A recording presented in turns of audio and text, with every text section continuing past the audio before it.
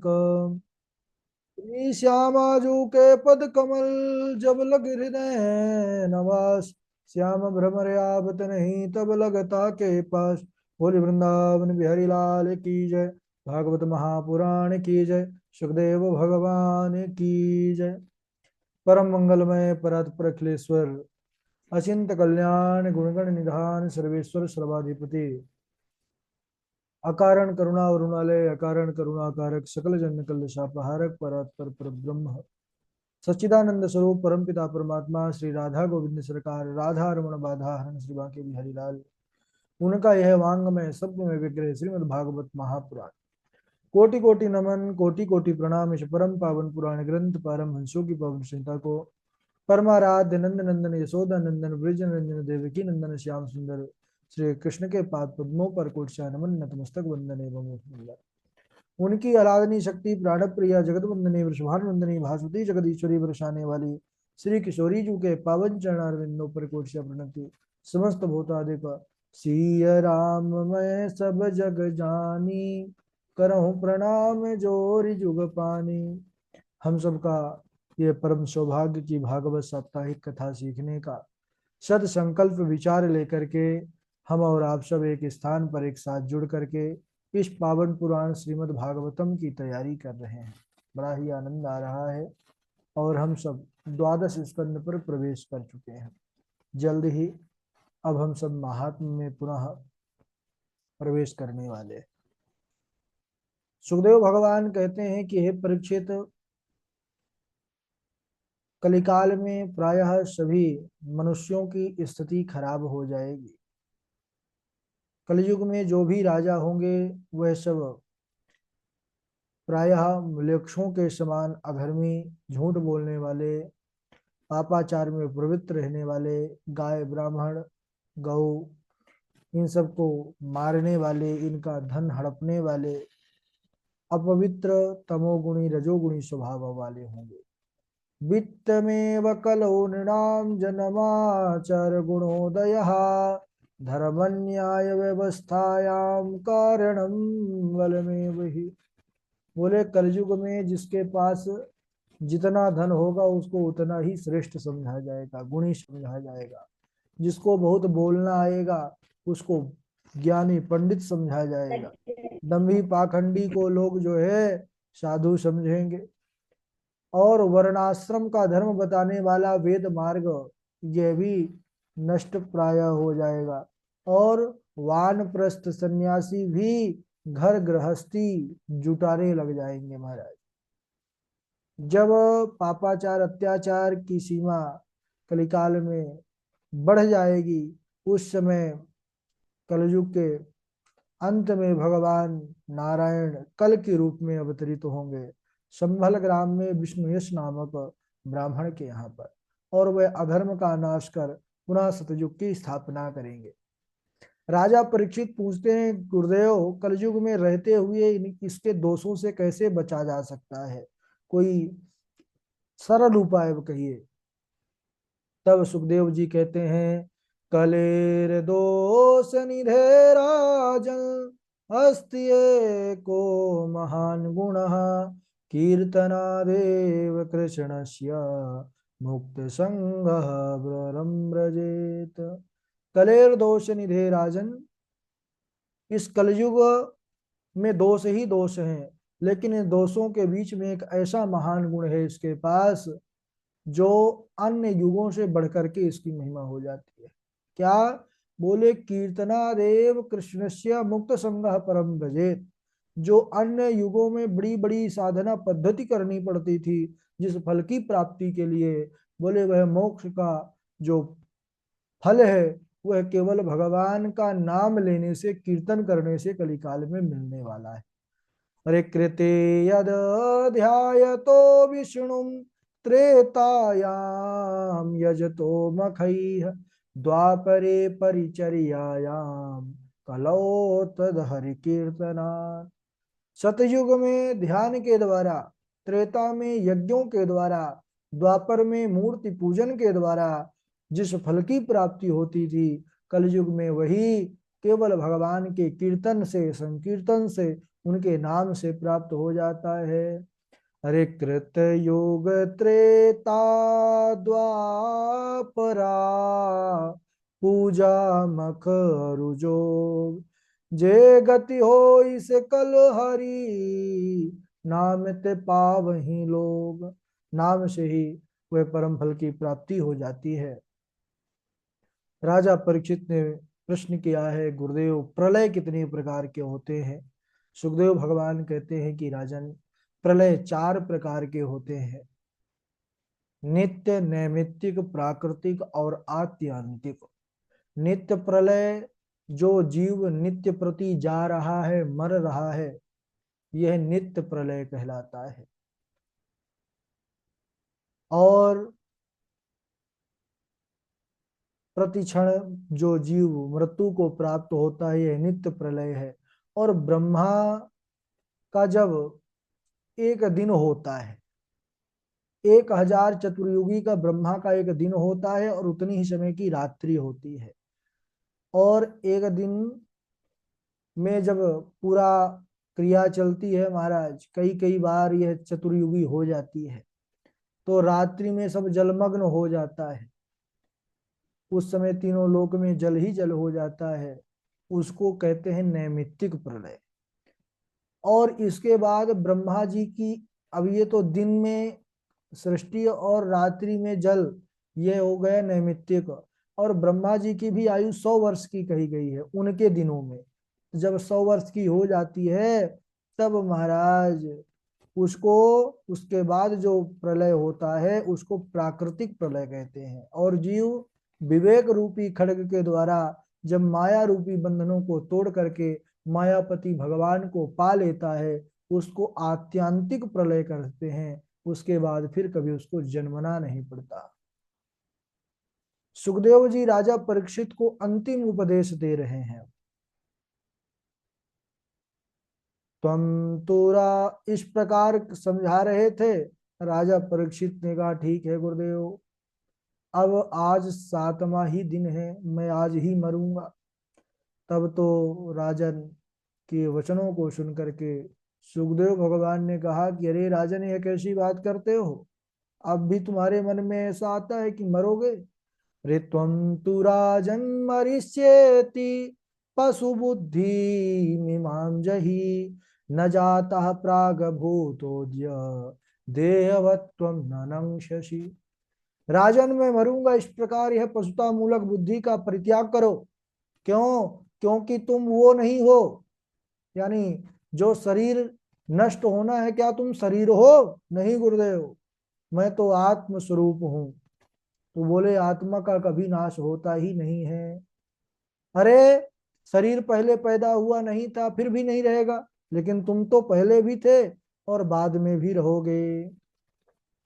अहम ब्रह्म परम धाम, ब्रह्म हम परमं पदम, एवं समीक्षण आत्मान आत्मन्नाध्याय निष्कले।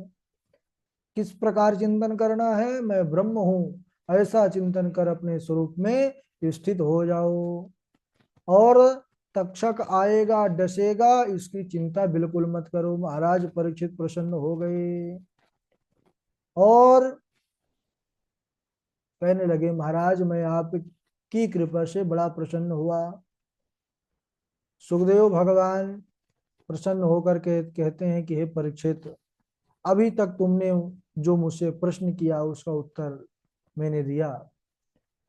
राजा परीक्षित ने कहा कि महाराज, आपकी कृपा से सिद्ध्योस्मानुग्रहीतोस्मि भवता करुणात्मना, श्रावितो यच्च मे साक्षात् अनादि निधनो हरि।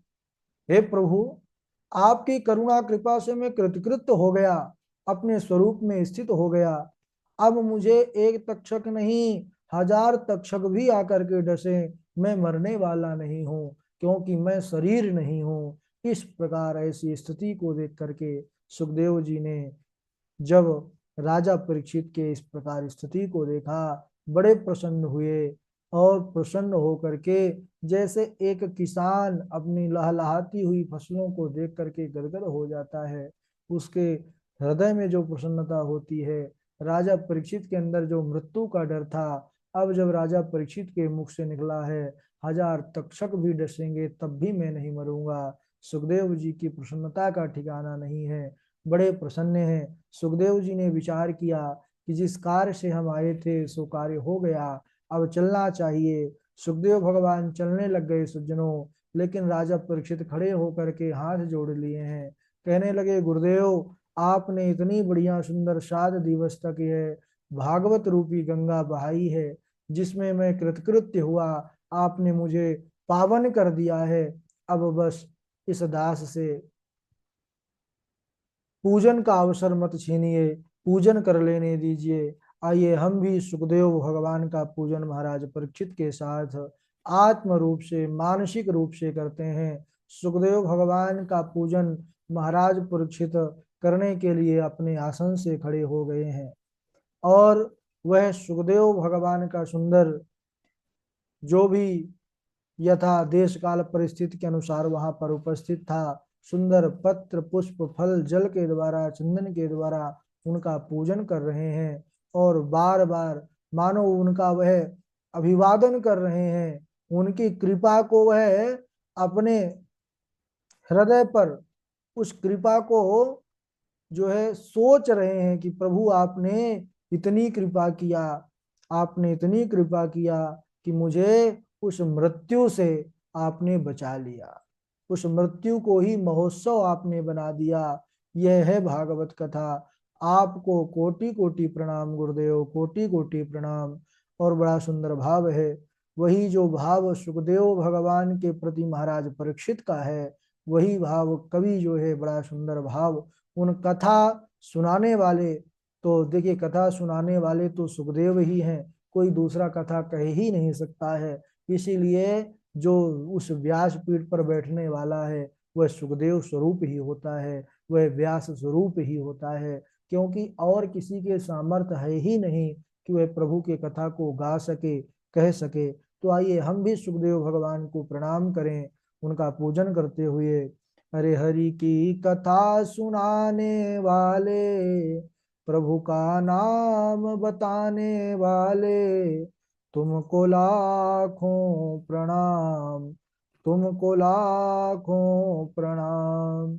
हरि की कथा सुनाने वाले, प्रभु का नाम बताने वाले, तुमको लाखों प्रणाम, तुमको लाखों प्रणाम। हम भूल रहे थे वन में, मन खो बैठे थे तन में, हम डोल रहे थे वन में, मन खो बैठे थे तन में। ओ राह बताने वाले, ओ राह बताने वाले, तुमको लाखों प्रणाम, तुमको लाखों प्रणाम। हम लेकर विष का प्याला, जा रहे थे हम के गाला, हम लेकर विष का प्याला, जा रहे थे हम के गाला। ओ सुधा, ओ कथा अमृत पिलाने वाले, तुमको लाखों प्रणाम, तुमको लाखों प्रणाम। और हम पार तेरा क्या पावे, बस शीश झुका यही गावे, हम पार तेरा क्या पावे, बस शीश झुका यही गावे। ओ प्रेम लुटाने वाले, ओ प्रेम लुटाने वाले, तुमको लाखों प्रणाम, तुमको लाखों प्रणाम। और नाथ, तुम घट घट अंतर्यामी, हम पतित और अज्ञानी, तुम घट घट अंतर्यामी, हम पतित और अज्ञानी।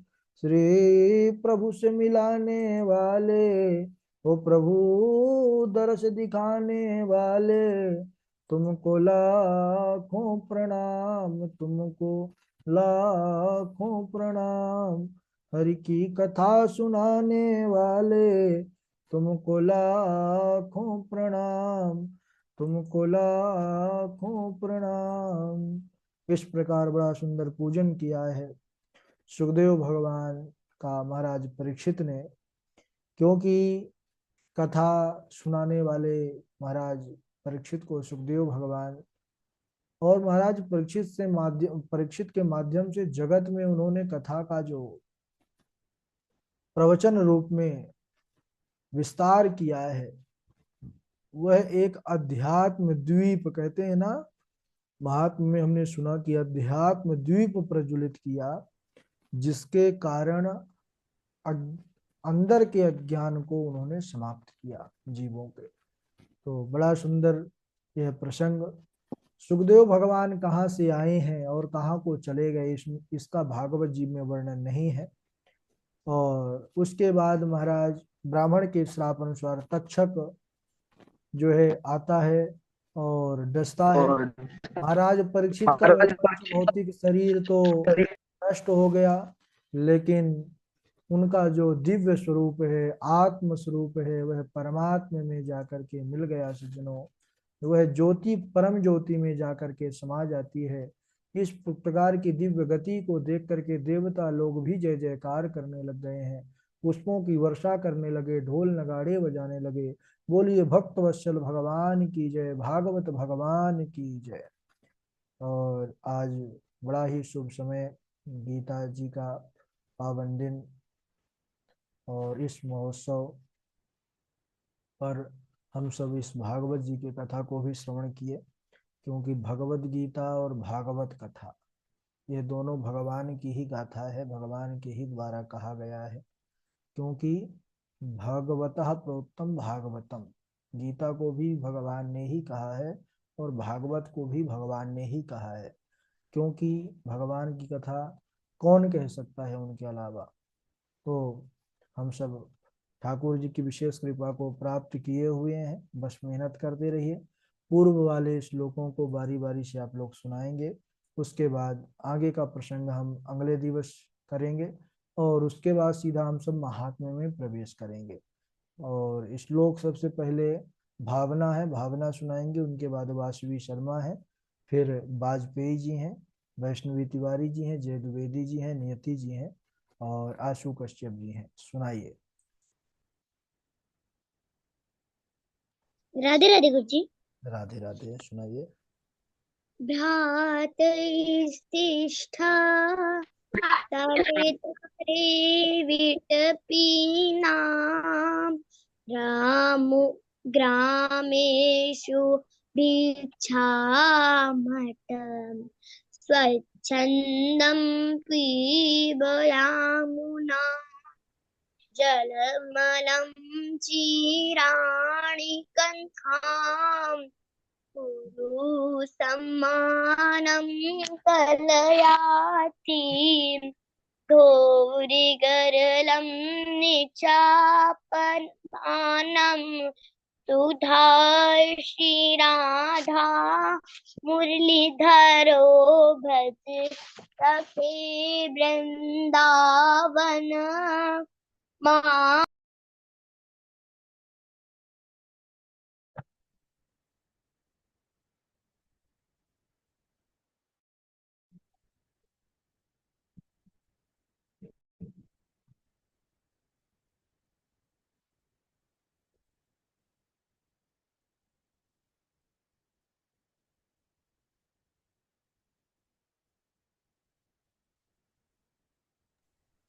हाँ जी, और आगे सुनाइए। राधे राधे गुरु प्रणाम। हाँ जी वैष्णवी, सुनाइए। गर्गः पुरोहितो राजन् यदूनाम सुम्हातपा वज्रामजगामनन्दस्य वसुदेव प्रचोदिता। जी गुरु जी प्रणाम। राधे राधे गुरु जी। जी वाजपेयी जी, सुनाइए। जावितो मोह महानंद कारो या आशितो में तव शानिधानात् विभावसो किं नु समी यस्य सितं तमोभिः प्रभवन्ति जीदया वित्तमेव कला जन्मा चरगुणोदया धर्म न्याय व्यवस्था याम कारणम बलमेव ही। राधे राधे। मुआशिबी गुरु जी आगे प्रणाम। सुनाइए। निद्राभितो मोह महांध्रकारो य